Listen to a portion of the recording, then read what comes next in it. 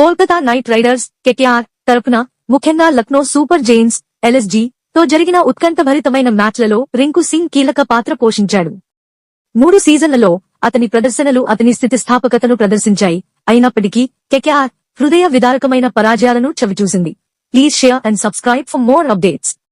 IPL 2023 LSG తో జరిగిన chasing లో రింకు అసాధారణమైన 67-33 స్కోరు చేశాడు. కానీ ఈడెన్ గార్డెన్స్ లో 1 పరుగు తేడాతో ఓడిపోయాడు.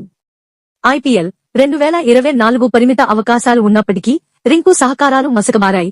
జట్టులో అతని పాత్ర గురించి ఆందోళనలు తలెత్తాయి. ఐపీఎల్ 2025 రింకు 38-15 తో మళ్లీ ప్రతిభను ప్రదర్శించాడు. కానీ కేకేఆర్ అధిక స్కోరింగ్ థ్రిల్లర్లో 4 పరుగుల తేడాతో ఓడిపోయింది.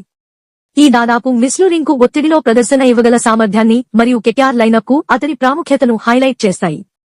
అయితే అతని వీరోచిత ప్రదర్శన ఉన్నప్పటికీ గట్టి ఆటలను ముగించడానికి జట్టు పోరాటాలను కూడా ఇవి నొక్కి చెబుతున్నాయి.